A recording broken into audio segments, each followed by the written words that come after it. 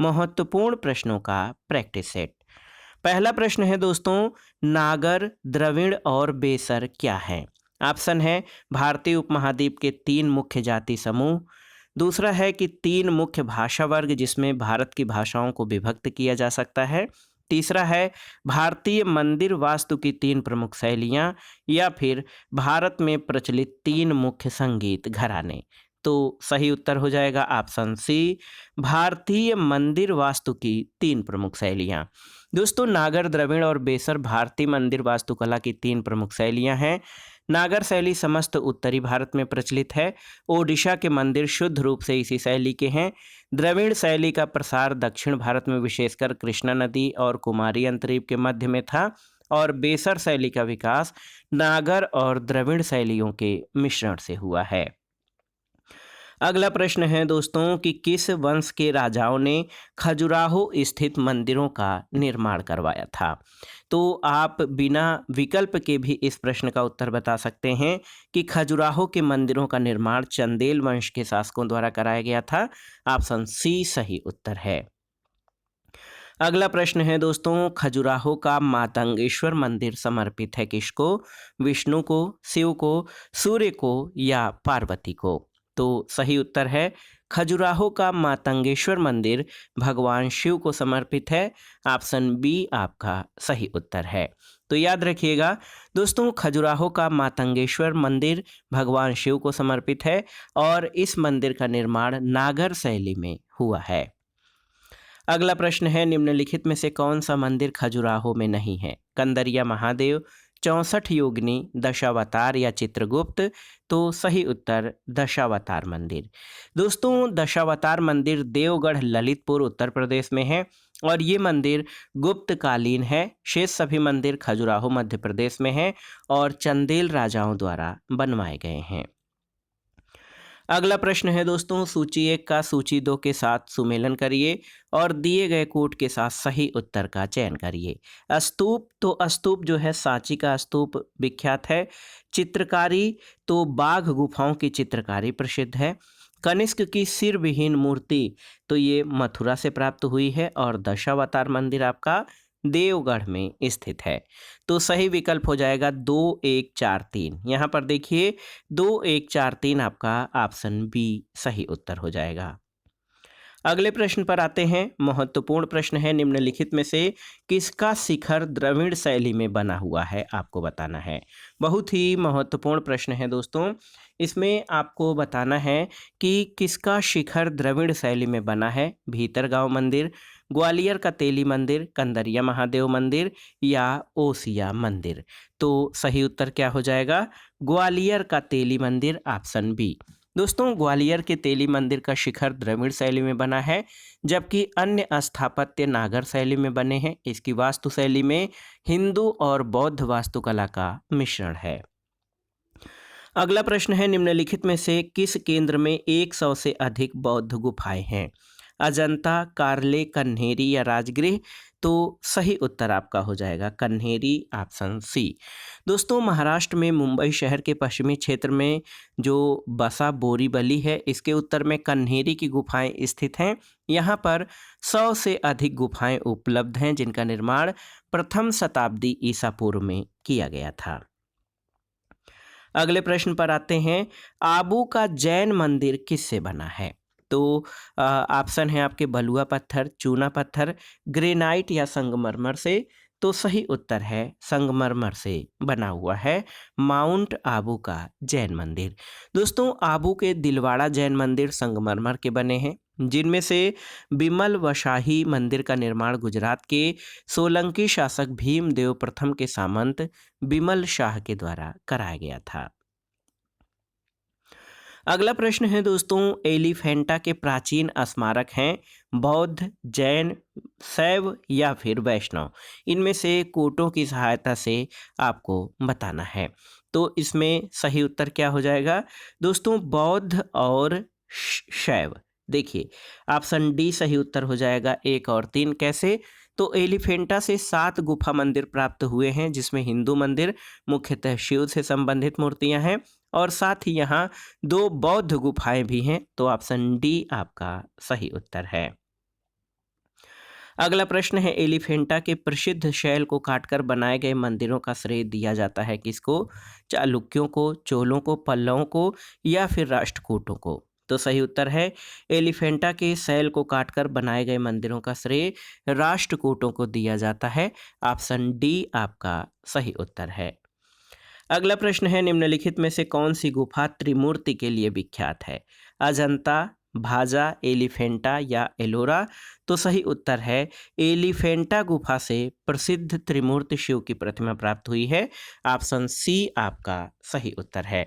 बहुत ही महत्वपूर्ण प्रश्न है दोस्तों, बार बार परीक्षाओं में पूछा भी गया है कि कहाँ से जो है त्रिमूर्ति कहाँ से, किस गुफा से प्राप्त हुई है? तो सही उत्तर है, एलिफेंटा गुफा में प्रसिद्ध त्रिमूर्ति शिव की प्रतिमा प्राप्त हुई है। अगला प्रश्न है कि पश्चिमी भारत में प्राचीनतम शैलकृत गुफाएं कहाँ पर हैं? आपको बताना है। तो यहाँ पर तीन तीन जगहों का जोड़ा बनाया गया है। सही उत्तर नासिक, एलोरा और अजंता हो जाएगा। ऑप्शन ए आपका सही उत्तर है। दोस्तों, पश्चिमी भारत में प्राचीनतम शैलकृत गुफाएं नासिक, एलोरा और अजंता में हैं और ये तीनों ही स्थल भारत के महाराष्ट्र राज्य में स्थित हैं। अगला प्रश्न है, एलोरा गुफाओं का निर्माण किसने करवाया था? तो एलोरा से राष्ट्रकूट, रा लास्ट में है, राष्ट्रकूट हो जाएगा। सही उत्तर ऑप्शन सी हो जाएगा। दोस्तों, राष्ट्रकूट शासक उत्साही निर्माता थे। उन्होंने महाराष्ट्र के औरंगाबाद जिले में स्थित एलोरा गुफाओं का निर्माण करवाया और ये गुफाएं अपने शैलकृत स्थापत्य के लिए विश्व प्रसिद्ध हैं। अगला प्रश्न है, किस वंश ने एलोरा के कैलाश मंदिर का निर्माण करवाया था? तो सही उत्तर है, एलोरा के कैलाश मंदिर का निर्माण राष्ट्रकूट शासक कृष्ण प्रथम के द्वारा करवाया गया था। तो याद रखिएगा, कृष्ण प्रथम एलोरा के कैलाश मंदिर का निर्माण कराने वाला शासक था। अगला प्रश्न है, एलोरा में गुफाएं और शैलकृत मंदिर किसके हैं? बौद्धों के, बौद्ध और जैनों के, हिंदुओं और जैनों के या फिर हिंदुओं, बौद्धों और जैनों के? तो सही उत्तर ऑप्शन डी हो जाएगा। एलोरा में गुफाएं और शैलकृत मंदिर दोस्तों हिंदुओं, बौद्धों और जैनों तीनों से संबंधित हैं। एलोरा की गुफाएं महाराष्ट्र के औरंगाबाद जिले में हैं। इन गुफाओं में गुफा संख्या 1 से 12 तक बौद्ध, 13 से 29 तक हिंदू और 30 से 34 तक ये जैनों से संबंधित हैं। अगला प्रश्न है, निम्नलिखित में से कौन एक शैलकृत स्थापत्य का उदाहरण है? आपको बताना है। तो उत्तर है एलोरा का कैलाश मंदिर। दोस्तों, एलोरा का कैलाश मंदिर शैलकृत स्थापत्य का आश्चर्य माना जाता है। द्रविड़ शैली के इस विश्व प्रसिद्ध मंदिर का निर्माण राष्ट्रकूट शासक कृष्ण प्रथम ने करवाया था। अगला प्रश्न है, किस धर्म को राष्ट्रकूटों का संरक्षण प्राप्त था? आपको बताना है। तो सही उत्तर है जैन धर्म को, ऑप्शन बी। दोस्तों, राष्ट्रकूट शासकों के समय वैसे तो ब्राह्मण धर्म का महत्व था, लेकिन ब्राह्मण धर्म की तुलना में जैन धर्म का अधिक प्रचार प्रसार था और इसे राजकीय संरक्षण भी प्राप्त था। तो याद रखिएगा, राष्ट्रकूटों का संरक्षण जैन धर्म को प्राप्त था। अगला प्रश्न है दोस्तों, अजंता की कला को इनमें से किसने प्रश्रय या सहायता दिया था? आपको बताना है। चालुक्य, पल्लव, वाकाटक या गंग ने? तो सही उत्तर क्या हो जाएगा? पहले व्याख्या देखिए।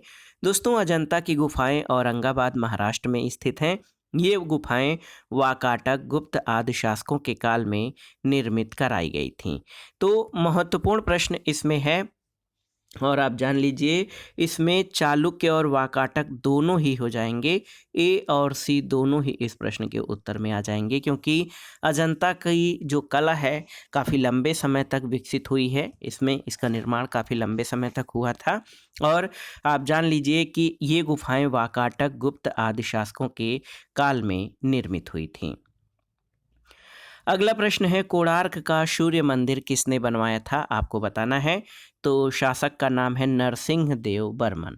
देखिए, नरसिंह देव बर्मन ने पुरी स्थित कोणार्क के विशाल सूर्य मंदिर का निर्माण करवाया था।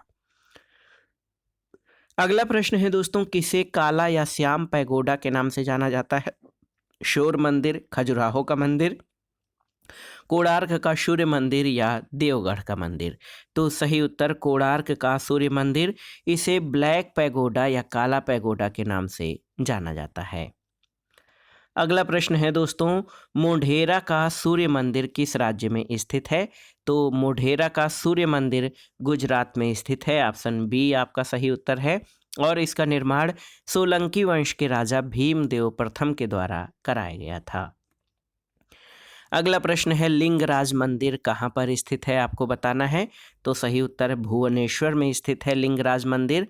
दोस्तों, लिंगराज मंदिर ओडिशा के भुवनेश्वर में स्थित है। इस मंदिर की शैली नागर शैली का सर्वोत्तम उदाहरण है।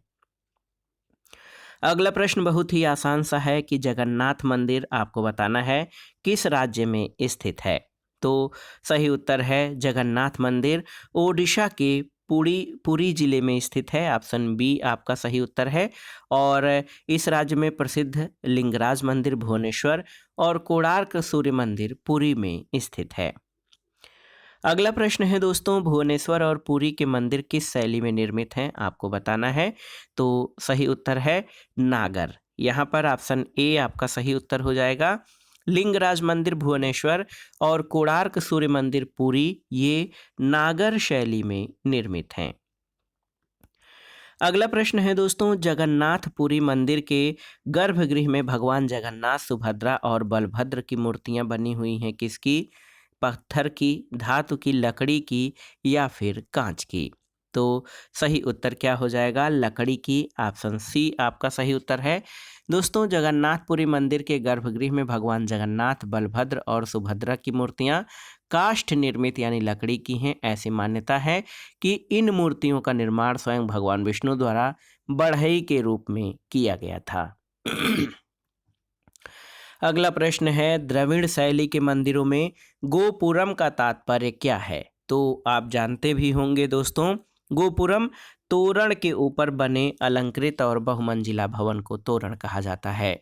पांड्यों के राज्यकाल में द्रविड़ शैली पनपती रही थी। पांड्य काल में मंदिर छोटे होते थे, लेकिन उनके प्रांगण के चारों ओर अनेक प्राचीर बनाए जाते थे।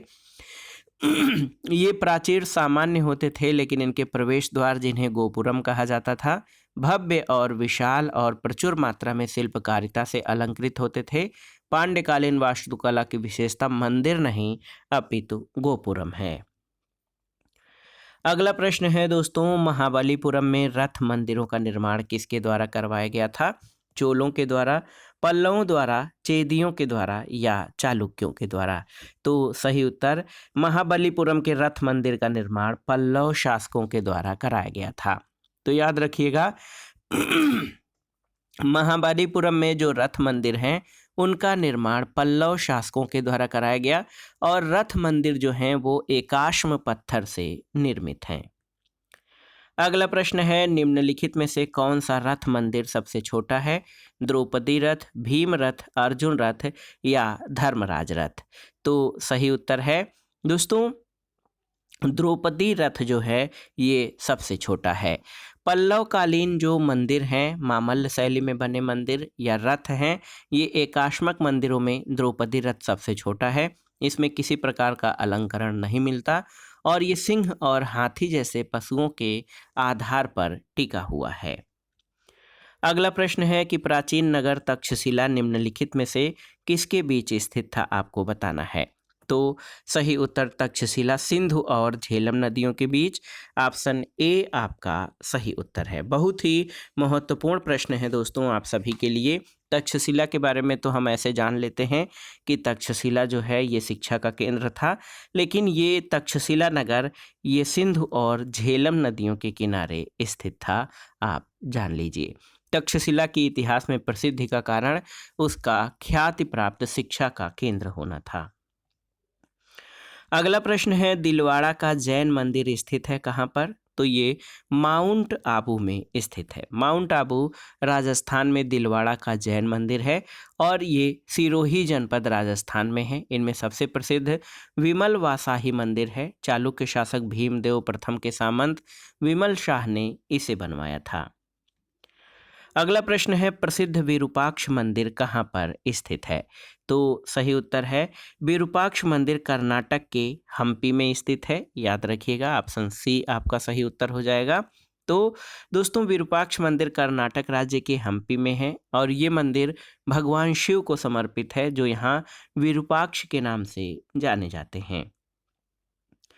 अगला प्रश्न है भारत के सांस्कृतिक इतिहास के संदर्भ में पंचायतन शब्द किसे निर्दिष्ट करता है? तो सही उत्तर मंदिर रचना शैली, ऑप्शन सी हो जाएगा। दोस्तों डॉक्टर बद्रीनाथ कपूर द्वारा रचित बृहद प्रामाणिक हिंदी कोश के मूल संपादक आचार्य रामचंद्र वर्मा के अनुसार पंचायतन एक पुल्लिंग शब्द है जो किसी देवता और उसके साथ 4 देवताओं की मूर्तियों के समूह के लिए प्रयुक्त होता है, जैसे शिव पंचायतन, राम पंचायतन। स्पष्ट है कि पंचायतन शब्द मंदिर रचना शैली को निर्दिष्ट करता है। अगला प्रश्न है प्रसिद्ध नैमिषारण्य तीर्थ निम्न जनपदों में से किस एक में स्थित है? तो नैमिषारण्य उत्तर प्रदेश के सीतापुर जिले में स्थित है। ऑप्शन सी आपका सही उत्तर है। दोस्तों ऐसी मान्यता है कि यहाँ महर्षि दधीचि ने देवताओं को अपनी अस्थियां दान दी थीं, जिससे निर्मित वज्र द्वारा देवराज इंद्र ने दैत्यों का वध किया था। अगला प्रश्न है अंकोरवाट मंदिर समूह किस देश में स्थित है? इंडोनेशिया, म्यांमार, श्रीलंका या कंपूचिया? तो सही उत्तर है कंपूचिया या कंबोडिया में। दोस्तों अंकोरवाट मंदिर समूह का निर्माण कंपूचिया वर्तमान कंबोडिया के शासक सूर्यवर्मन द्वितीय द्वारा 12वीं शताब्दी के प्रारंभ में अपनी राजधानी यशोधरापुर वर्तमान में अंगकोर में कराया गया था और ये एक नहीं अपितु कई मंदिरों का समूह है। अगला प्रश्न है बोरोबदूर स्तूप कहाँ पर स्थित है? आपको बताना है। तो ये जावा में स्थित है। दोस्तों बोरोबदूर का प्रख्यात स्तूप इंडोनेशिया के जावा द्वीप पर स्थित है। ये एक यूनेस्को द्वारा मान्यता प्राप्त वर्ल्ड हेरिटेज साइट है। अगला प्रश्न है 6वीं से 8वीं सदी में निम्नलिखित के द्वारा मंदिर निर्माण को पर्याप्त संरक्षण मिला था? किसके द्वारा? पल्लव और चालुक्य, गुप्त, मौर्य या फिर चोल के द्वारा? तो सही उत्तर है पल्लव और चालुक्यों द्वारा। दोस्तों 6वीं से 8वीं सदी यानी 550 से 750 ईस्वी पल्लव और चालुक्य राजवंश ने मंदिर निर्माण को पर्याप्त संरक्षण दिया था। अगला प्रश्न है चित्रकलाओं या पेंटिंग में बृहद पैमाने के भित्ति चित्रों ने लघु चित्र शैली का मार्ग प्रशस्त किया कब? 6वीं शताब्दी के बाद, 8वीं शताब्दी के बाद, 10वीं शताब्दी के बाद या फिर 11वीं शताब्दी के बाद? तो सही उत्तर है 6वीं शताब्दी के बाद। दोस्तों भारत में चित्रकला गुप्त काल में अपने चरम पर थी। गुप्त काल तक चित्रकला में पूर्णत्व आ गया था। इसी कारण 6वीं शताब्दी ईस्वी के बाद लघु चित्र शैली का मार्ग प्रशस्त हुआ था। अगला प्रश्न है दोस्तों मंदिर निर्माण कला में विमान शैली का प्रचलन किसके शासनकाल में हुआ था? मौर्य वंश, चोल वंश, गुप्त वंश या राष्ट्रकूट वंश? तो सही उत्तर चोल वंश हो जाएगा। मंदिर निर्माण कला में विमान शैली का प्रचलन चोल शासनकाल में हुआ था। विशालकाय विमान शिखर, मध्य में विस्तृत आंगन और प्रवेश द्वार चोल मंदिरों की विशेषता हैं।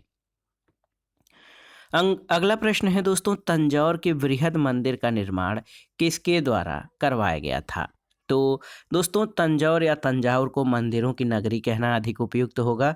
यहाँ पर अनेक छोटे बड़े कई मंदिर हैं। तंजौर चोल शासक राजराज प्रथम, यहाँ पर राजराज प्रथम ऑप्शन बी आपका सही उत्तर हो जाएगा। राजराज प्रथम इसका शासनकाल 985 से 1012 ईस्वी है। इसके द्वारा निर्मित भव्य बृहदेश्वर मंदिर के लिए प्रसिद्ध है। अगला प्रश्न है अजंता की गुफाओं में किसका चित्रण है? आपको बताना है। महत्वपूर्ण प्रश्न है। तो सही उत्तर क्या हो जाएगा? दोस्तों अजंता की जो गुफाएं हैं वहाँ पर किसका चित्रण है? तो ये जातक कथाओं का चित्रण है जो कि बौद्ध धर्म से संबंधित है। दोस्तों अजंता की गुफाओं में जातक कथाओं का चित्रण किया गया है।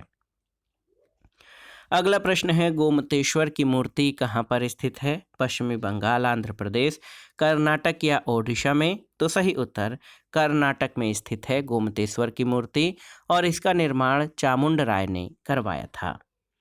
अगला प्रश्न तिथि बताना है, कोणार्क मंदिर का निर्माण कब किया गया था? तो ये बहुत ही महत्वपूर्ण प्रश्न है। तो इसमें पूछा गया है कि कोणार्क मंदिर का निर्माण कब किया गया था? तो सही उत्तर, कोणार्क मंदिर का निर्माण दोस्तों ये 1244-45 में हुआ था। तो सही उत्तर आपका हो जाएगा ऑप्शन ए 1245 एडी।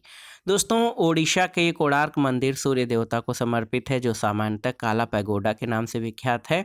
इस मंदिर का निर्माण लगभग 1244 से 45 ईस्वी में हुआ था। इस मंदिर का निर्माण 13वीं शताब्दी के गंग शासक नरसिंह देव प्रथम के द्वारा करवाया गया था। तो विकल्प ए आपका निकटतम उत्तर हो जाएगा। अगला प्रश्न है दोस्तों, बोधगया में प्रसिद्ध महाबोधि मंदिर का निर्माण किस शासक के द्वारा कराया गया था? तो उत्तर है अशोक के द्वारा।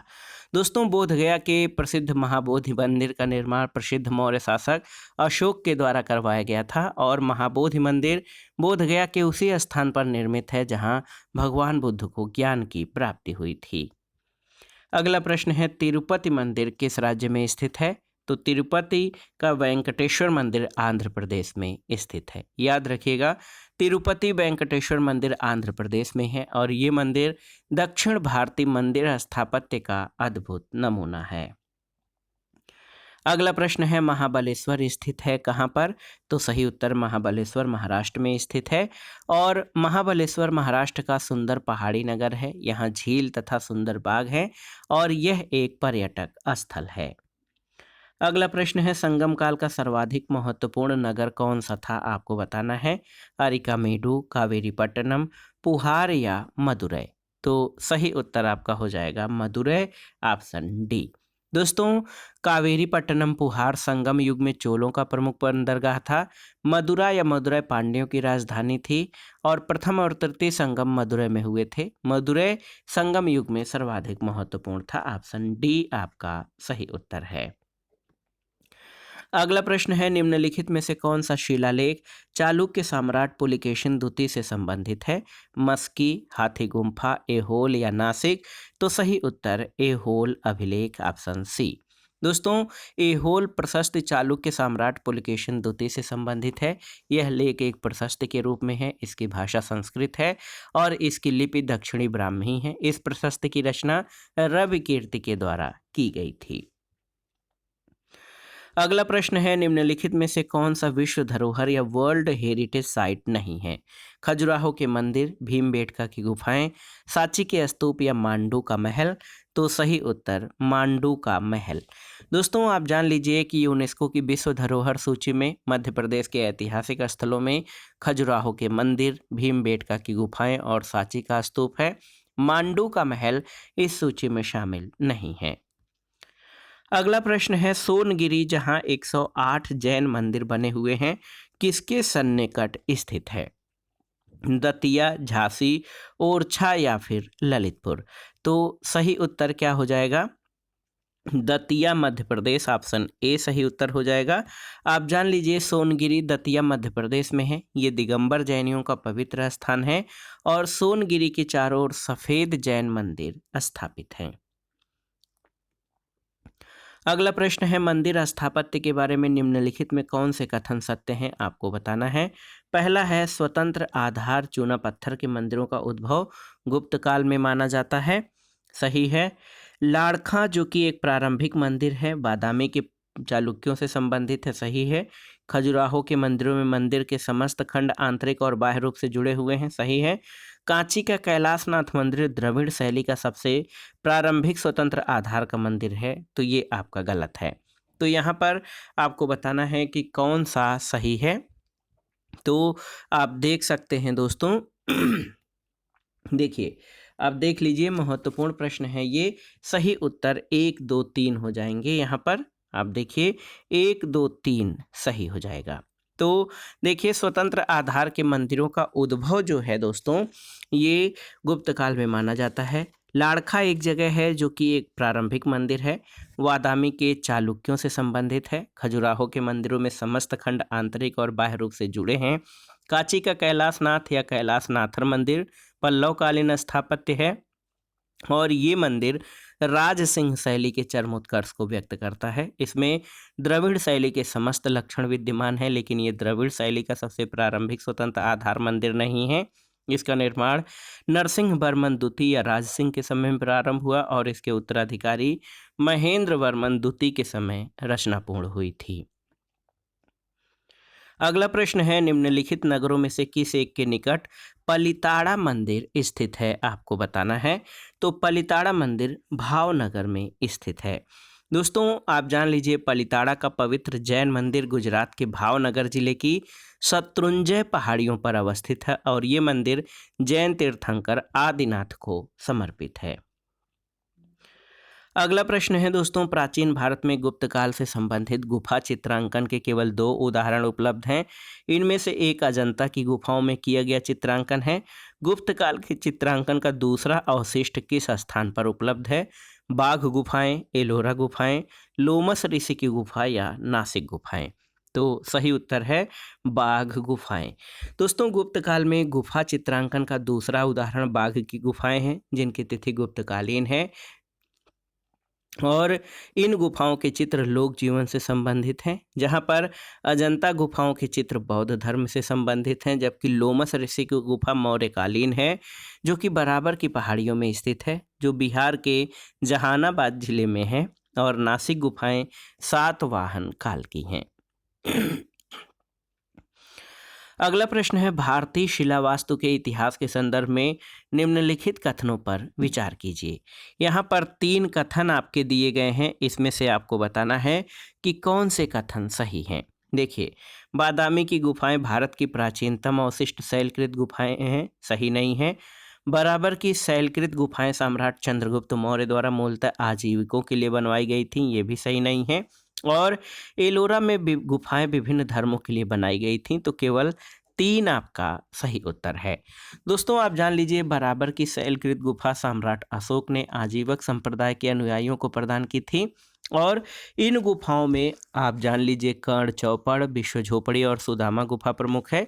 एलोरा की गुफाएं महाराष्ट्र के औरंगाबाद जिले में हैं। ये बौद्ध धर्म, हिंदू और जैन धर्म से संबंधित हैं। और बादामी की शैलकृत गुफाएं भारत की प्राचीनतम गुफाएं नहीं हैं। भारत की प्राचीनतम गुफाएं भीमबेटका मानी जाती हैं। तो कथन 1, 2 गलत है, कथन 3 आपका सही है। अगला प्रश्न है, सूची 1 का सूची 2 से मिलान करिए और दिए गए कोट से सही उत्तर का चयन करिए। तो यहाँ पर कार्ले गुफा मंदिर ये हीनयान शाखा से संबंधित है। खंडगिरी के पत्थर काटकर बनाए गए भवन जैन धर्म से। बाघ गुफा ये महायान शाखा से संबंधित है और बादामी गुफा मंदिर शैव धर्म से संबंधित है। सही उत्तर 3, 4, 1, 2 हो जाएगा। ऑप्शन ए आपका सही उत्तर है। दोस्तों कार्ले गुफा मंदिर हीनयान ये कट्टरपंथी बौद्ध भिक्षुओं का संप्रदाय था। इसे श्रावक यान भी कहा जाता था। खंडगिरी के पत्थर काटकर बनाए गए भवन जैन धर्म से संबंधित हैं।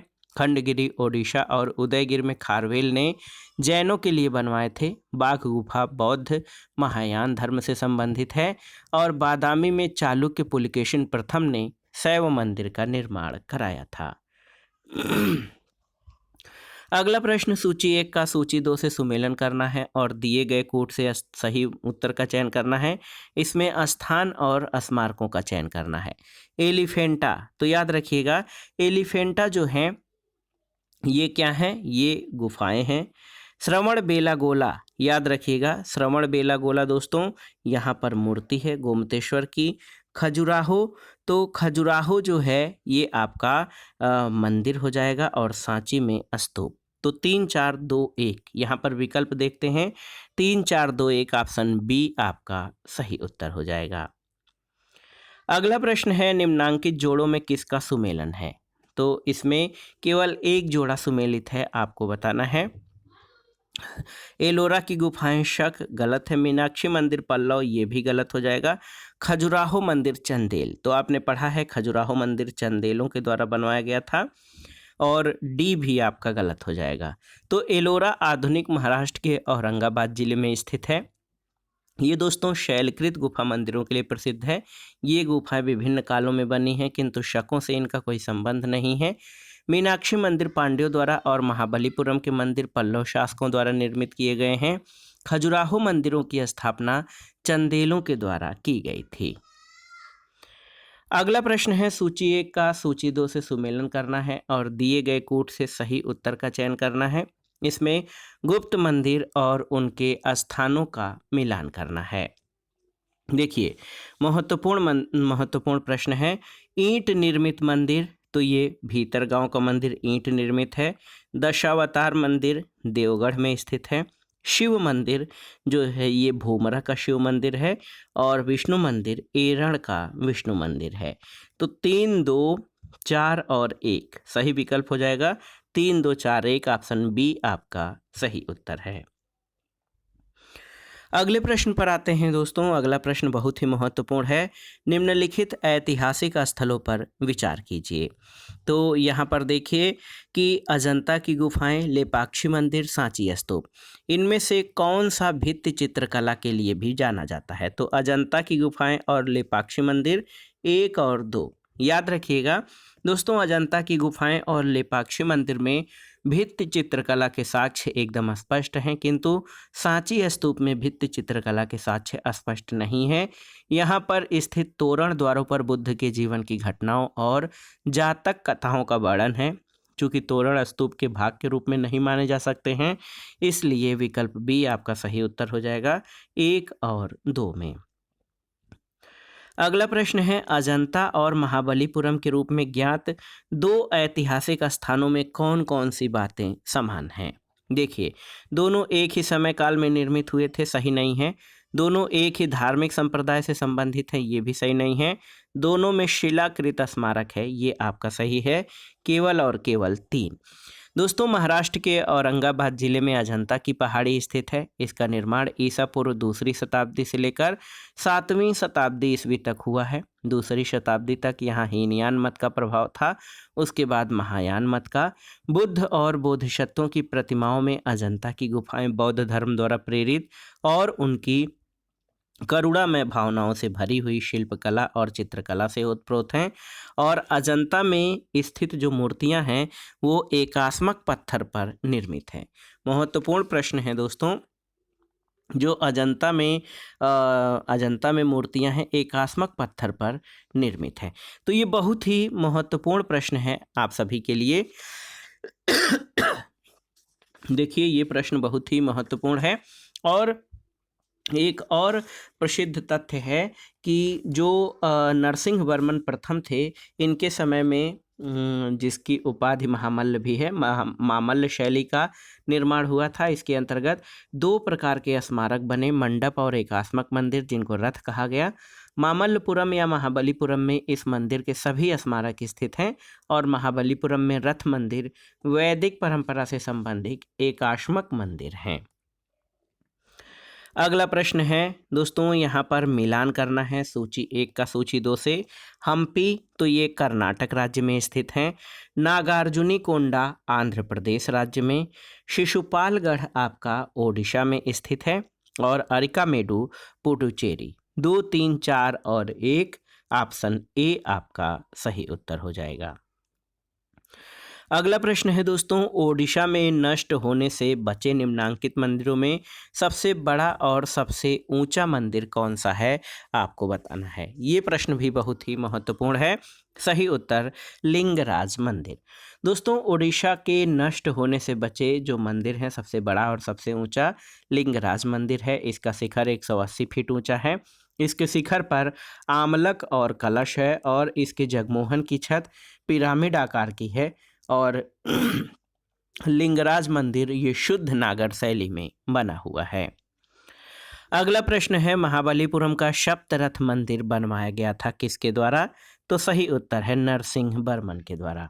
दोस्तों, पल्लव शासक नरसिंह वर्मन प्रथम, जिसका शासनकाल 630 से 668 ईस्वी है, इसके समय में मामल्ल शैली का विकास हुआ और इसके काल तक यहाँ 2 प्रकार के स्मारक बने, मंडप और एकास्मक मंदिर, जिनको कि रथ कहा जाता है। तो सही उत्तर मामल्लपुरम में इस शैली के प्रमुख स्मारक हैं। सप्तरथ मंदिर नरसिंह वर्मन प्रथम द्वारा बनवाया गया था और इन रथों को सप्त पैगोडा भी कहा जाता है। अगला प्रश्न है दोस्तों, निम्नलिखित मंदिरों के कालानुक्रम में व्यवस्थित कीजिए और नीचे दिए गए कूट से सही उत्तर का चयन करिए। तो यहाँ पर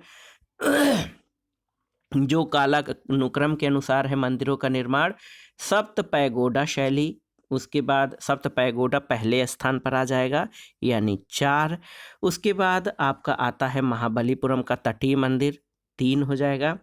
बृहदेश्वर मंदिर 1 हो जाएगा। उसके बाद गंगैकोंड चोलपुरम मंदिर राजेंद्र प्रथम। तो 4, 3, 1 और 2, ऑप्शन डी आपका सही उत्तर हो जाएगा। अगले प्रश्न पर आते हैं, निम्नलिखित में से कौन से सूर्य मंदिरों के लिए विख्यात हैं, आपको बताना है। अरसवल्ली, अमरकंटक और ओंकारेश्वर। तो इसमें से केवल एक आपका सही उत्तर हो जाएगा। दोस्तों, अरसवल्ली मंदिर भारत के आंध्र प्रदेश के अरसवल्ली गांव में स्थित है। 7वीं शताब्दी का एक प्रमुख सूर्य मंदिर है। ओंकारेश्वर मंदिर मध्य प्रदेश के खंडवा जनपद में है। ये भगवान शिव के 12 ज्योतिर्लिंगों में एक है। अमरकंटक, नर्मदा, सोन आदि नदियों का उद्गम स्थल है और ये हिंदुओं का प्रसिद्ध तीर्थ भी है। जलेश्वर या ज्वालेश्वर धाम मंदिर गौरेला अमरकंटक से 25 किलोमीटर दूर है और ये खूबसूरत मंदिर भगवान शिव को समर्पित है। अगला प्रश्न है, सूची 1 का सूची 2 से सुमेलन करिए और दिए गए कोट से सही उत्तर का चयन करिए। तो नालंदा ये विश्वविद्यालय यानी शिक्षा का केंद्र, सारनाथ अशोक स्तंभ, सांची स्तूप और कोणार्क सूर्य मंदिर के लिए विख्यात है। 2, 1, 4, 3 यहाँ पर देखिए 2, 1, 4, 3 ऑप्शन बी आपका सही उत्तर हो जाएगा। अगला प्रश्न और इस वीडियो का आखिरी प्रश्न है दोस्तों, भारत के कला और पुरातात्विक इतिहास के संदर्भ में निम्नलिखित में से किस एक का सबसे पहले निर्माण किया गया था? भुवनेश्वर स्थित लिंगराज मंदिर, धौली स्थित शैलकृत हाथी, महाबलीपुरम स्थित शैलकृत स्मारक या उदयगिर स्थित वाराह मूर्ति। तो सही उत्तर है धौली स्थित शैलकृत हाथी। दोस्तों, भुवनेश्वर स्थित लिंगराज मंदिर नागर शैली में बना है। लिंगराज मंदिर भुवनेश्वर का मुख्य मंदिर 7वीं शताब्दी में ललाटे डुकेसरी ने बनाया था, जबकि इसके वर्तमान स्वरूप का निर्माण जजात केसरी ने 11वीं शताब्दी में कराया था। धौली स्थित शैलकृत हाथी का निर्माण 3री शताब्दी ईसा पूर्व में मौर्य सम्राट अशोक के समय में हुआ और महाबलीपुरम में स्थित शैलकृत स्मारक का निर्माण पल्लवों के शासनकाल में 7वीं शताब्दी में हुआ है, जबकि उदयगिर के वाराह मूर्ति का निर्माण गुप्त काल में हुआ है। तो सही उत्तर सबसे पहले धौली स्थित शैलकृत हाथी का निर्माण हुआ है। तो दोस्तों, ये था आज का वीडियो। प्राचीन भारत के इतिहास के अंतर्गत स्थापत्य कला से संबंधित महत्वपूर्ण प्रश्नों का प्रैक्टिस सेट, जो आपके आगामी विभिन्न परीक्षाओं के सामान्य ज्ञान और सामान्य अध्ययन के साथ कला और संस्कृति खंड के लिए तथा विभिन्न राज्यों द्वारा आयोजित शिक्षक भर्ती परीक्षाओं के भारतीय इतिहास विषय के लिए बहुत ही उपयोगी है। आप इन प्रश्नों को अच्छे से तैयार कर लीजिएगा। वीडियो आपको कैसा लगा हमें कमेंट बॉक्स में ज़रूर बताइएगा। वीडियो को लाइक करें, शेयर करें और इस चैनल मार्गदर्शन फॉर सिविल सर्विसेज को सब्सक्राइब करें। वीडियो देखने के लिए धन्यवाद दोस्तों। नमस्कार।